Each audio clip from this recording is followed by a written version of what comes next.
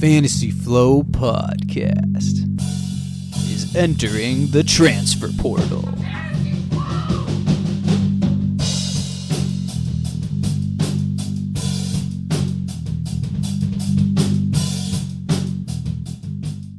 What's cracking, y'all? Welcome back to the Fantasy Flow Podcast. It's just me, another solo episode. You're just rocking with your boy Austin. We just watched Week 15 of the NFL, and Week 15, I had a great time watching the games. I got to catch a lot of football this weekend, which was a huge blessing. Caught up with some extended family that I hadn't seen in a long time. That was really cool. And here in Seattle, who needs touchdowns, right? Like, just 6 field goals. That's enough to win the game, apparently.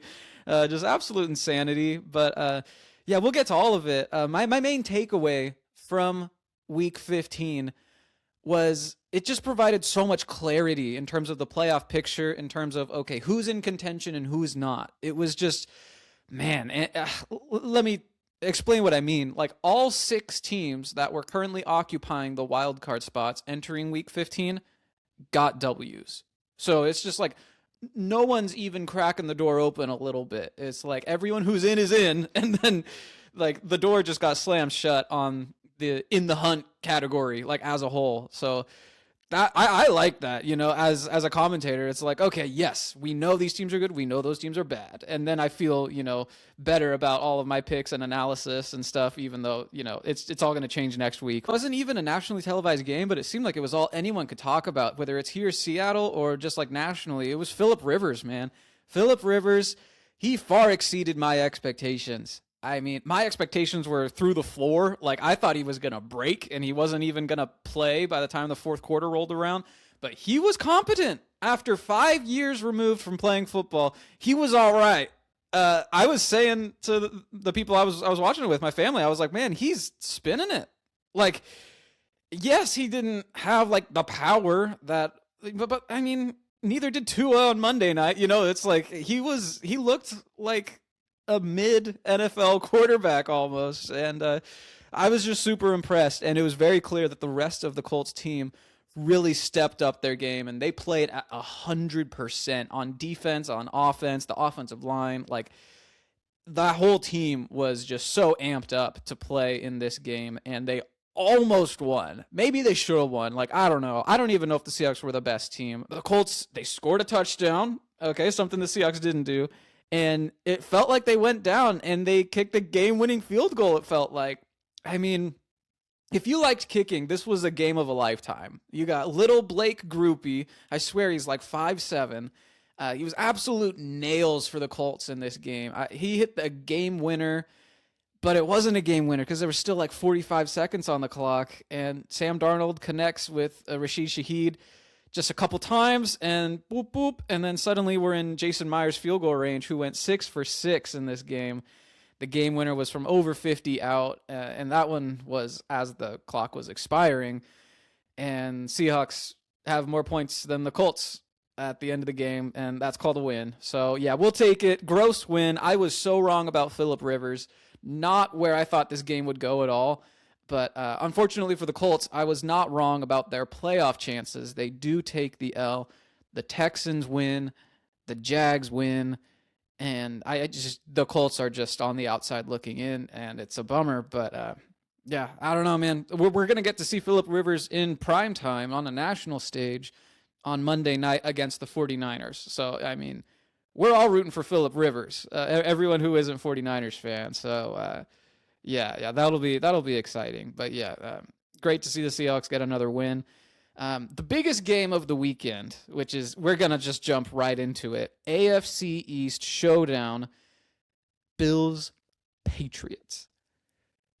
This game was nuts. I was experiencing a lot of emotions during this game because I was going up against Drake May in my most important fantasy league, but I had picked the Patriots to win the game in the last episode in our Fantasy Flow face-off, which we're tracking throughout the season. It's a very tight contest between me and Andy, and I really wanted to get this game pick right. And so the first half, it's all Patriots. And I feel great about my pick. I'm like already moving on to my other picks. I'm like, okay, I got that one. But I was getting destroyed in fantasy football at the same time because Drake May was just racking up the points. And then in the second half, it totally switched, and Drake May stopped scoring. I get my pick wrong, and then I win my fantasy matchup because it was nothing but Travion Henderson after that. Football's weird, man. You got your team rooting interest, your game picks. If you bet on sports, you got that, and then you have your fantasy football, and then you have the things you said. If you have a podcast, you want to be right, you want to look smart, so it's like, yeah, when I picked the Patriots last week, I hate the Patriots, but I still wanted to be right. So I was just feeling all the emotions in this game.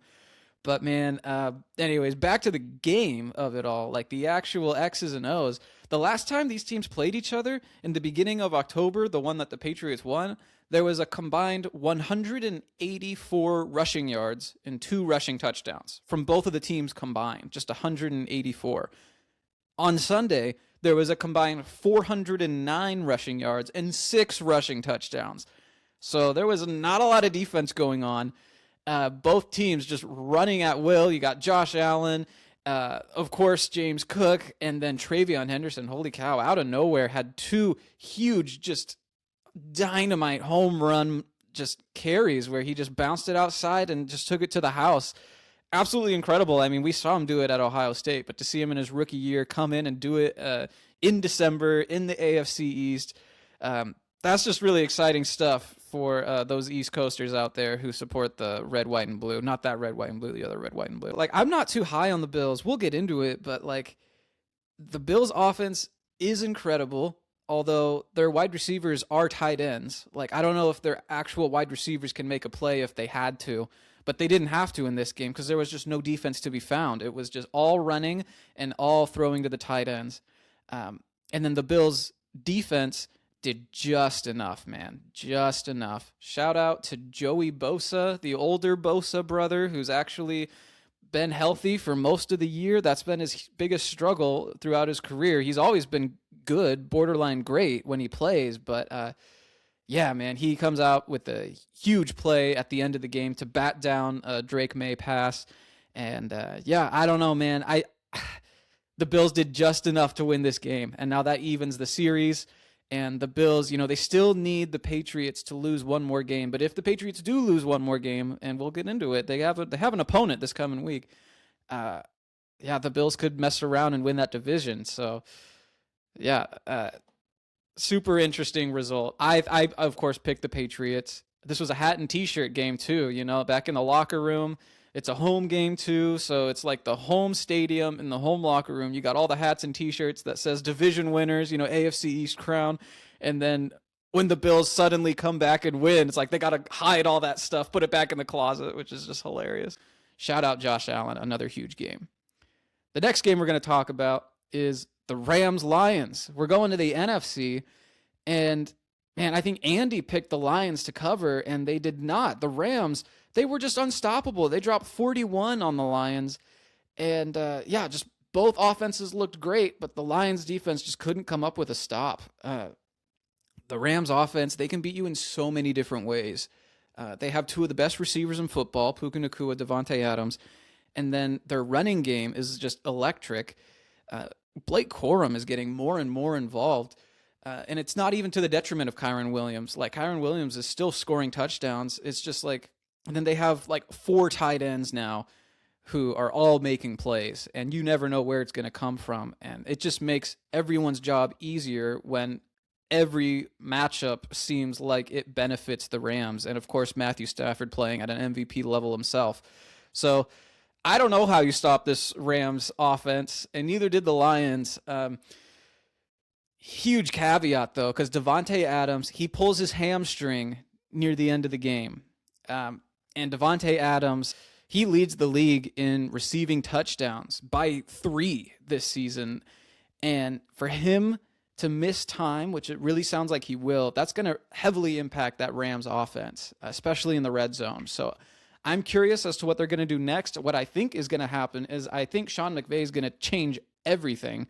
And it's going to heavily feature these tight ends in the pass catching game, in the red zone.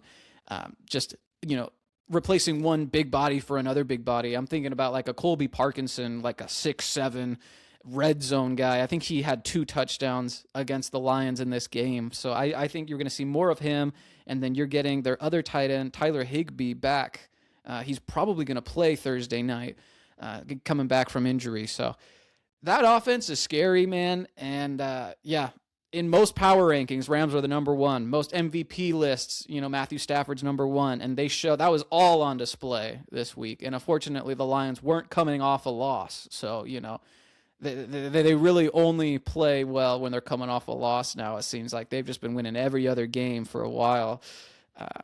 So that's something to track moving forward. But, yeah, man, shout out to the Rams. I don't got anything more to say. That was impressive as heck. Next game we're going to recap, Broncos-Packers.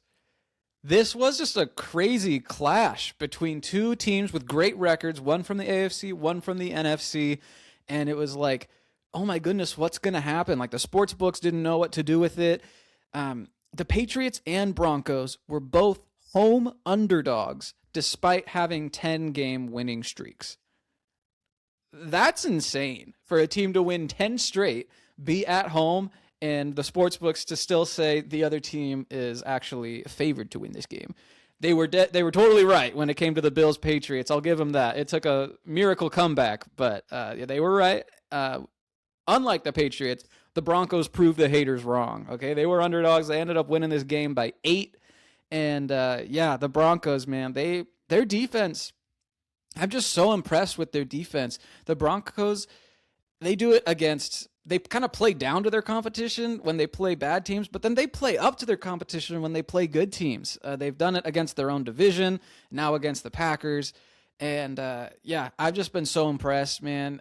They play like a bend but don't break defense in this game, giving up some field goals but not a lot of touchdowns. Bo Nix on the offensive side, he had maybe his best game of the season.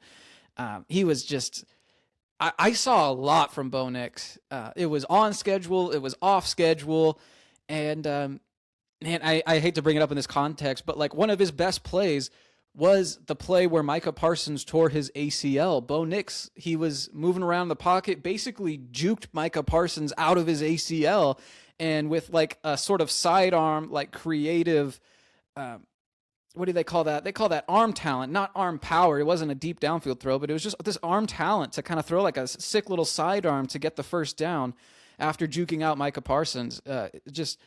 He was balling, man. And, even after the Micah Parsons injury, which was devastating, the Packers were still in it because Jordan Love on the other side, he was balling out too. Like I said, the Broncos were they were allowing some points. It was kind of a bend but don't break.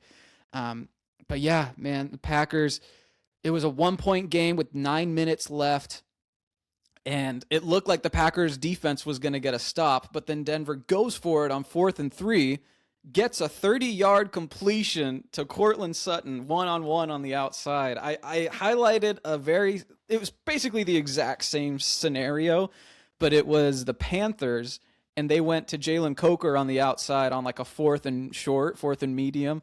The Broncos do the exact same thing. One-on-one, Courtland Sutton, just throw it up to your best player who's got a matchup advantage. It doesn't matter the stakes, 4th and whatever. It's just like, don't overcomplicate it. Like you would take that 10 out of 10 times on 1st down, on 2nd down, on 3rd down, on 4th down. Yeah, one-on-one with your best receiver lined up against one of their, Jags. It's like, absolutely. And Courtland Sutton comes down with it. The Packers ended up getting the ball back after a questionable decision by the Broncos on their next 4th down later in the game. Broncos defense just comes up big again. So I don't know, man. Everyone else out there is saying that the Bills are the best team in the AFC, but this podcast has been on the Broncos hype train since the summer. I literally have money on it, Andy and I. And this train's just going to keep on rolling. And they're in the driver's seat for the number 1 seed and the bye. So, home field advantage in Denver, in January. Like, sign me up. Like, I'm not picking against the Broncos for the rest of the year. Not that I was planning to or ever have, but very high on the Broncos. I think they're still underrated. We'll see after this game, but I think most people, and especially the Packers fans that I've talked to, they're like, oh, well, Micah Parsons got hurt. Like, of course we lost the game.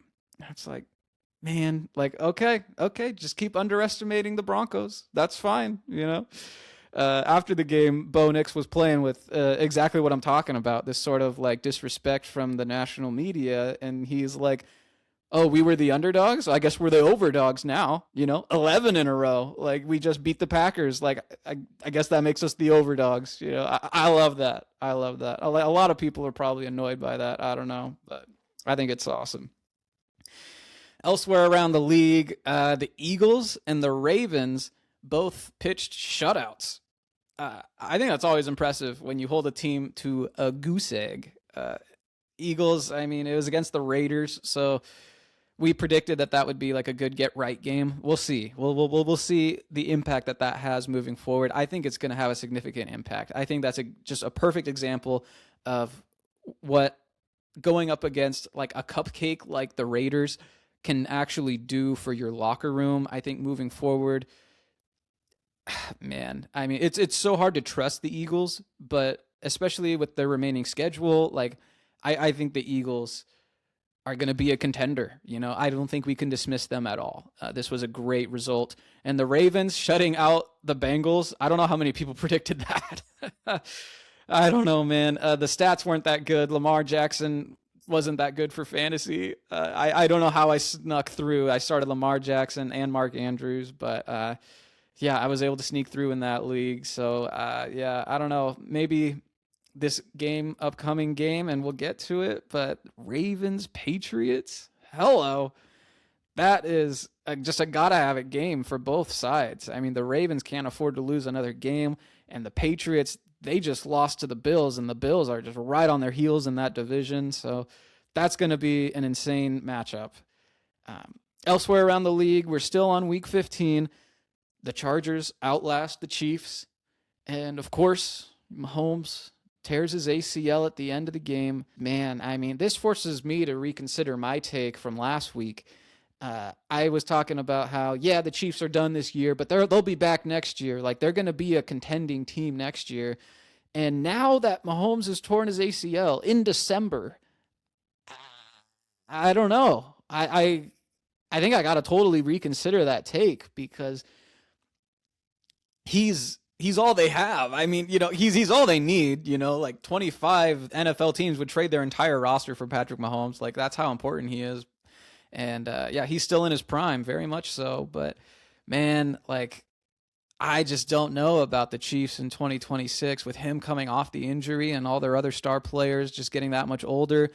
This could be a serious changing of the guard, and how timely for a Chargers team that really feels like they're hitting their stride under the new Harbaugh leadership, right?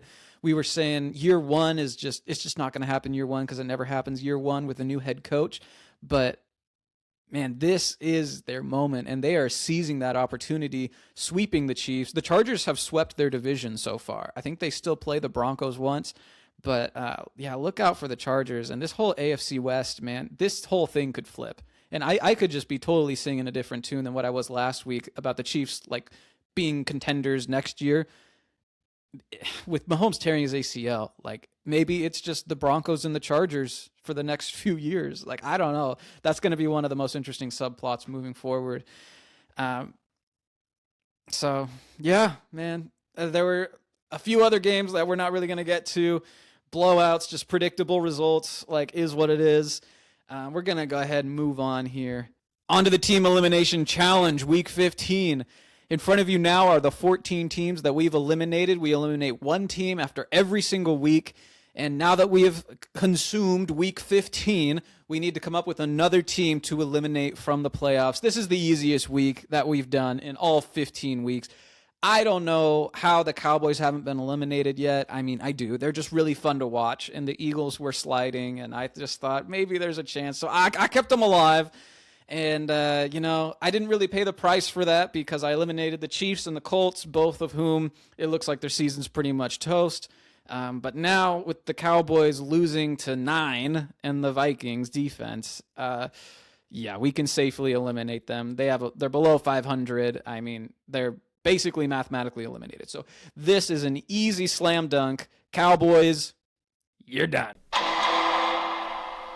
There's only 3 weeks left of the team elimination challenge, right? Week 16, 17, and 18. We got to eliminate 3 more teams, and those 3 teams are going to be one of the Steelers, Ravens, one of the Bucks, Panthers, and then one team from the NFC North. You know, we have the Packers, Bears, and Lions all still in it. The Lions are the team on the outside looking in right now, but we have a few weeks, I think, to kind of figure that out. We're going to see what happens next week.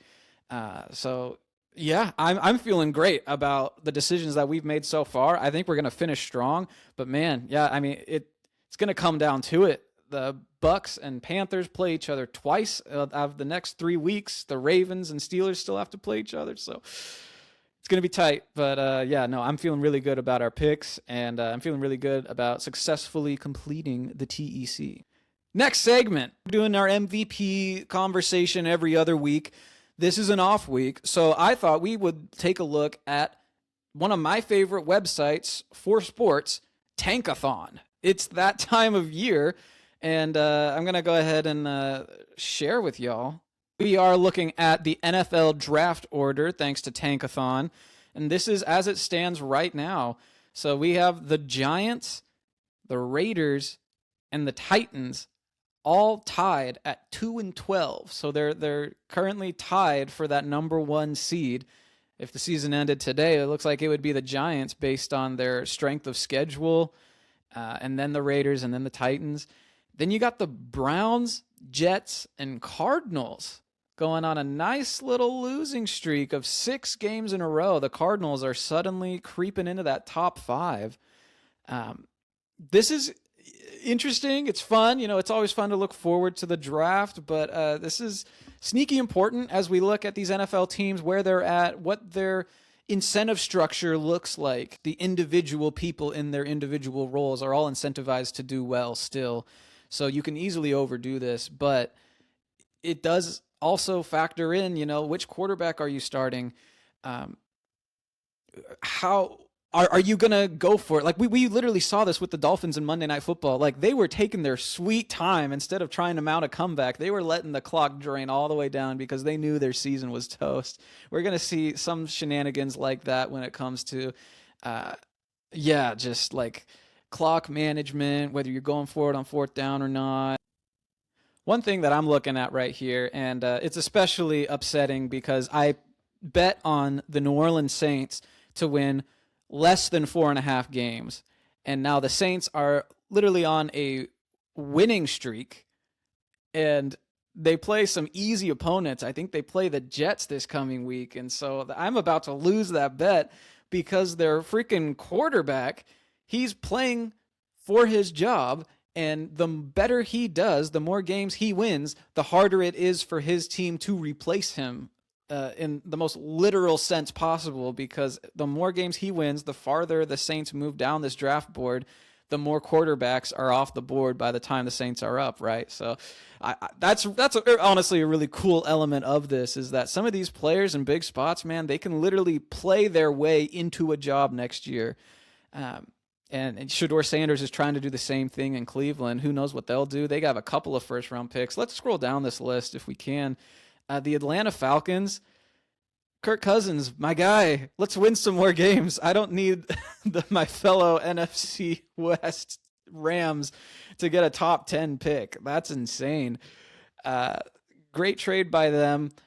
It wasn't as big of a robbery as some people are saying, because the Falcons do have the Rams' second-round picks. So, like, the Falcons have multiple second-round picks. But, in this case, the Rams have 2 first-round picks, and one of them is definitely going to be in the top half. As we keep scrolling, the Chiefs, holy cow, the Kansas City Chiefs, if the season ended today, would have the 12th overall pick. That's easily the highest pick the Chiefs have had in the Patrick Mahomes era. And then we keep scrolling down here. We look at what happened with the Sauce Gardner trade, the Jets. So they have the 5th pick and the 18th pick if the season were to end today. And I feel like the Colts, I mean, we'll get into it, but they're probably going to lose a couple more games. So it's looking nice for the Jets, but how many times have we said that before? They've had draft classes with 3 first-round picks, and it still doesn't help their team. So as we keep scrolling here, the Cowboys, They have the 14th overall pick, and then they have Green Bay's pick, and Micah Parsons just tore his ACL. So I don't know where this is going to end up. And, I'm not going to really credit Jerry Jones with that. You could. I won't. But it's an interesting wrinkle, looking back at that trade, the actual impact of a player. You give up multiple firsts, give him a huge contract. I mean, I'm just kind of twisting the knife now. But, devastating for Packers fans. And then especially when we get to April, Packers don't have a first-round pick. So we keep scrolling. Speaking of trades, we all thought that this was a great trade at the time for the Browns. But the Jags, I mean, no thanks to the player that they traded for, but they're winning quite a lot of games. So this first-round pick that we thought the Browns might have like 2 top 16 picks, well, this Browns pick is way back here. But we'll see. If the Jags go 1 and done in the playoffs, it'll fall back a ways. And then, closing out the first round, these teams with just incredible, superb records. Broncos, Rams right now would have the buys, so they're projected to be, all the way down here in the 30s. Final thoughts, and we're just making our way back to the top here because I just want to talk about quarterbacks. The Giants and the Titans both feel like they have their quarterback of the future. They have rookies from last year's draft playing pretty well, so they might that pick might be up for sale, or they're just going to take the best non-QB available in the draft, just best player. And then the Raiders would have their pick of the litter when it comes to the quarterbacks in this year's draft class. So that's a super interesting wrinkle. And just think about this Giants team. You get Malik Neighbors coming back from injury, Cam Scatterbo coming back from injury, and then, their quarterback, Jackson Dart. And, oh, by the way, like the number 1 pick. So that's going to be super spicy. And then, of course, you have like a 4th place schedule for the upcoming year. The Giants could be a dangerous team in next year, but they got to make the right pick. So, all right, let's move on to week 16 because we have some absolute bangers of matchups. 7 games between 2 teams that are both 500 or better. 7 games with 2 teams that are 500 or better. That's like 14 teams. That's like almost all of them. So we have almost every good team going up against another good team. Like, that's just crazy to me that works out that way. And we get it here in week 16 where it's not the last week. It's not like all the teams have been eliminated. Like, there's still a lot of teams with a lot to play for. And we get to see them play each other. And it starts off Thursday Night Football. Right in my backyard, the Seattle Seahawks host the LA Rams. And they're going to fight for the NFC West lead and the number 1 seed. It's like everything is on the line. And this is a super interesting game because the last time the Seahawks beat the Rams in a game where both teams actually had something to play for was in 2020. But the Seahawks are at home. There's a little bit of rain in the forecast. And Devontae Adams, I love the guy, but he just pulled his hamstring, and that is giving me just a little bit of optimism going into this matchup. And, I kind of like that the Seahawks, yes, they won the game against the Colts, but there's a lot of teaching tape, too, to work off of from that game. So I'm looking forward to this matchup. The last time these teams played, the Rams barely won, and Sam Darnold threw, was it 4 or 5 interceptions? So, I mean, I don't know. I feel like the Seahawks, we had them last time and we let them off the hook. And I want to see the Seahawks go out there and get a win. I know they can do it, but I just need to see it first before I'm like just, all the way in calling for it. You know what I mean? Like the Seahawks, they haven't beat the Rams or the 49ers in a meaningful game in a while. So I want to see it. And they absolutely can do it here. Everything is in front of them. And, from the Rams' perspective, this is a really tough draw. Losing Devontae, you don't have that much time to put together a game plan because it's Thursday, and you're going on the road, so you got to get on a plane, fly out there. Tough situation, but you've had the Seahawks number for years, so just do what you've always done. And, just give the Seahawks offense fits. Give Sam Darnold fits. Next game I want to talk about, we're going to stay in the NFC, and it's Bears-Packers. Battling it out for the division lead. No Micah Parsons, no Christian Watson too, who got injured on a deep pass attempt, and it's in Chicago. So going into this, I think most people would agree that the Packers are the better team on both sides of the ball. Bears have had a great season, but it's all crazy comebacks and close games.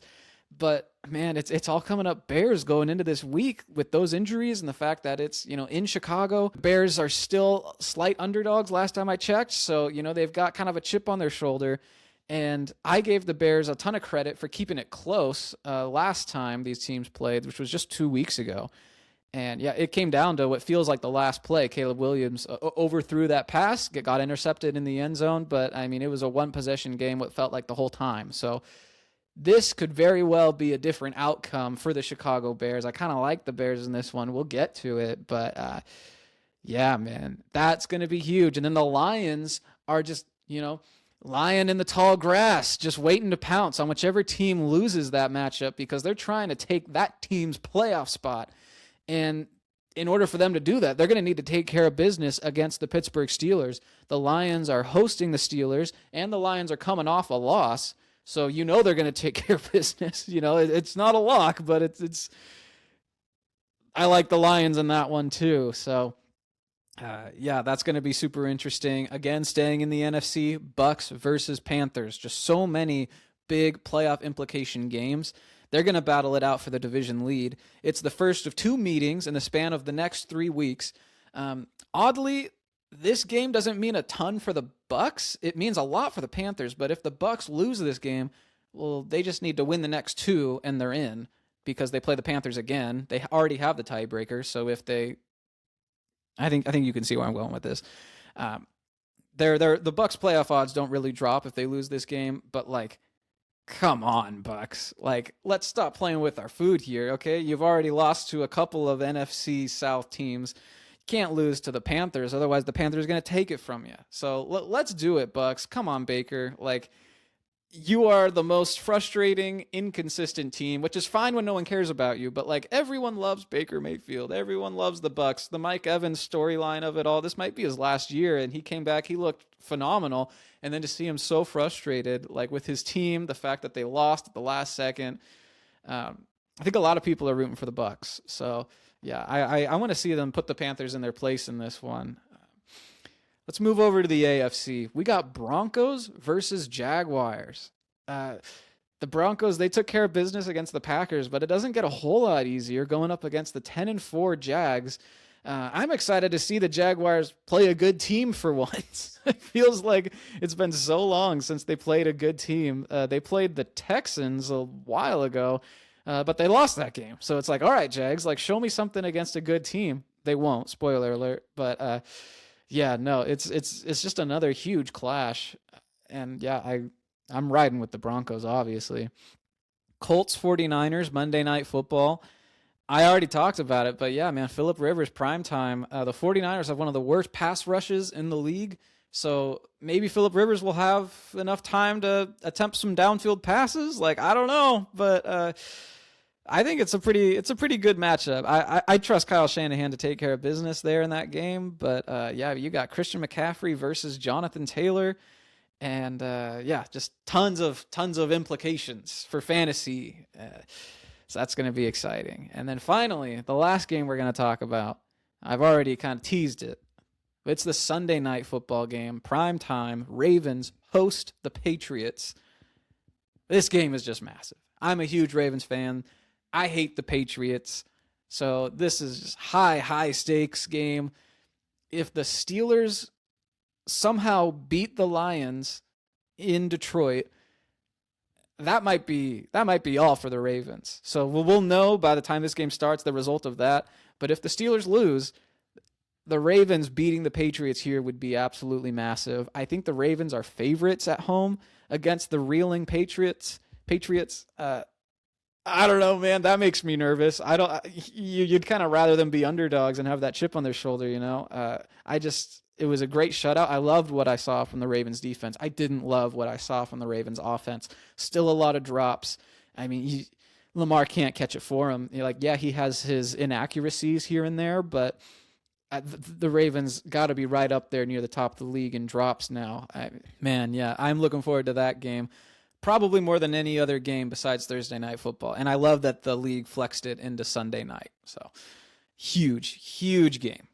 All right, on to fantasy football. Congratulations if you guys are still in your leagues. That means you are in the fantasy playoffs. If you're in a chopped league, that means you're going for the title. It is absolute crunch time, and every decision, start sit decision, you're probably just like overthinking, and I'm here to try and help. I mean, I don't know how helpful I can be, but I'm in the semifinals in all three of my regular redraft leagues. So I'm in the final four of 3 leagues, and these are players that I'm actually starting. I'm actually flowing them into my lineup, and I'll just share some of my reasoning. I got C.J. Stroud as one of my quarterbacks that I am flowing into my lineup. It's just a great matchup against the Las Vegas Raiders. It's at home.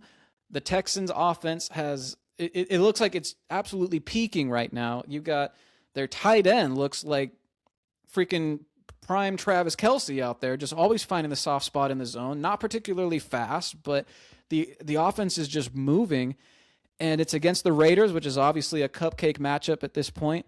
And you might think, oh well, it's such an easy opponent. Is it just going to be like a running game script? They're not going to pass that much. I don't think so, because their running backs are like all hurt, and yeah, they're going to run some, but I don't know that they can really rely on the run game. And I think, this is always kind of a misconception, is like, well, yeah, if the Texans get out to an early lead, they might run in the second half. But how did they get out to that early lead? It's probably through C.J. Stroud in the passing game with Nico Collins, right? Like it's just, that's where their offense is at right now. So 40 points last week. Let's see what they can do against the Raiders. Running back that I'm flowing into my lineup, I got Rico Dowdle. I think he was on this segment last week, and he scored a touchdown in like the first quarter. And, it didn't turn into like a huge game that I was hoping, but it was a good start. And I think you can still start him again. It's a home matchup against the Bucs defense that has looked porous, to say, to be kind. I think Rico's still the better back between the two. Even though they are splitting it, I still like Rico Dowdle this week in a good matchup. Wide receiver that I'm flowing into my lineup, I like Jaden Reed this week. He is coming off of injury. His first game back was against the Bears 2 weeks ago, and he had kind of a very mid stat line. And last week, he also had kind of a mid stat line, but I like what I'm seeing from him. He looks healthy, and I mean, I hate to like pounce when there's a player injured, but like that's what you have to do in fantasy. You got to react to new information. Christian Watson goes down. I think Jaden Reed's targets are going to go up, and it's a good matchup against the Bears again. So I like Jaden Reed this week to score a touchdown. And also, shout out to Michael Wilson. If Marvin Harrison Jr. remains out for the Cardinals, I love Michael Wilson against the Falcons. So both of those guys, I guess, I'm flowing into my lineup as wide receivers. And then players I'm flowing out of my lineup. Quarterback, Baker Mayfield against the Panthers. It looks like a good matchup on paper, but I just don't trust it. I don't trust Baker Mayfield. I don't trust the Bucs offense at all. Like, it's just so up and down, and it's let us down so much against these, what we perceive to be easy matchups against the NFC South. They're just so hit and miss. It's a divisional game. Anything can happen. Sometimes these turn into like low-scoring affairs, and I just don't trust it. Running back that I'm flowing out of my lineup, if I had him, I'd be flowing him out of my lineup probably. Tyrone Tracy. He had an amazing game last week with 2 touchdowns, but I'm not going to chase those points. And the reason why is that he was coming off of a bye week, and it was against one of the worst run defenses in the NFL and the Commanders. The Vikings defense is a whole different story, and I don't expect the Giants to have a ton of success. We just looked at Tankathon. They're in the number 1 spot. Like, do you really want to go out and win this game? I don't know. And the Vikings defense is playing real tough. And then, I don't know. I think it's just going to be more of a split with him and Singletary. I think he had the hot hand last week. That's not guaranteed moving forward. And 2 touchdowns is definitely not guaranteed against the Vikings. So I would be looking for other options. Wide receiver, I'm flowing out Terry McLaurin and Deebo Samuel for the Commanders, who are going up against the Philadelphia Eagles. I just can't bring myself to start either of these guys. I know Terry had that bomb touchdown at the end of the game to save his fantasy week. It reminds me of what he did with Jaden Daniels last year all the time. It was like he would have such a bad game, and then he would catch one crazy touchdown, and you would be thrilled for fantasy.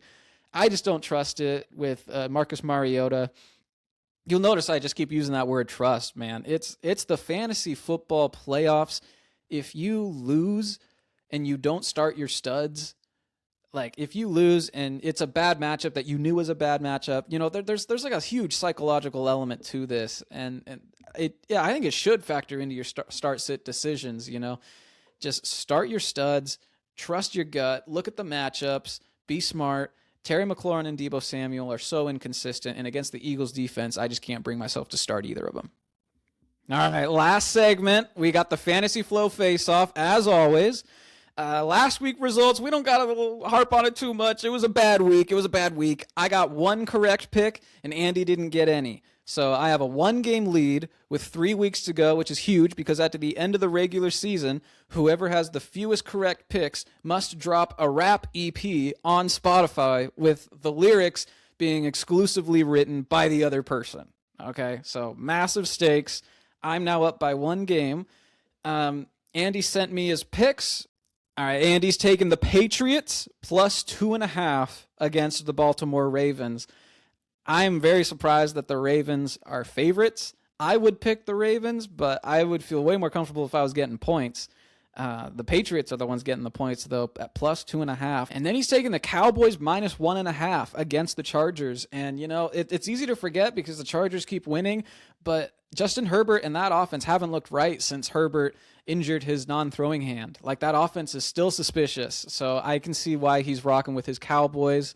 And then his last pick is the Eagles, which I was just talking about, minus 6.5. Not even a whole touchdown. That feels too easy. But, these divisional games at the end of the year, sometimes they're close. I mean, the Commanders, they picked off the Eagles at this time last year. So totally different starting quarterback and everything. But, yeah, you never know. And then as for my picks, I am picking the Seattle Seahawks plus 1.5. Not because I'm ultra convinced that they're going to beat the Rams, but because I got to rock with my team. I got to do it. I'll ride or die with them on Thursday night. And then my second pick is the Chicago Bears, who are also 1.5 point home underdogs. They're against the Packers. And I correctly predicted that one when I picked the Packers. I'm going to pick the Bears in this one, plus I get a point. I would take them in a pick 'em, but I'm getting a 1.5. I like that. And then my last pick, I'm going with a massive favorite. I love the big point spreads. Give me the Houston Texans to cover 14.5 points. The Raiders looked so sad against the Eagles. Kenny Pickett, he threw for 64 passing yards total. That's just a crazy number. And Ashton Genty isn't doing much more on the ground. 35 rushing yards for Ashton Genty. Brock Bowers led the team with 28 receiving yards. Obviously, you're not going to have much receiving yards if you don't have much passing yards. But it was just a sad, sad performance. And the Texans' defense is arguably better than the Eagles' defense this year. So I don't see it getting a whole lot better. I think the Texans are going to absolutely crush them. So give me the Texans to cover 14.5. Those are our picks this week. That's our episode. Good luck, guys. Good luck in your fantasy playoffs. Good luck to your teams making the playoffs. Thanks for rocking with us. We'll see you next time. Thanks a ton for making it to the end of the episode. You're a real one. Don't forget to like and subscribe. That's a free, easy way to support the show, and it really helps us out. And leave us your comments down below if you're on YouTube, or send in your questions at the Fantasy Flow Podcast at gmail.com. Until next time.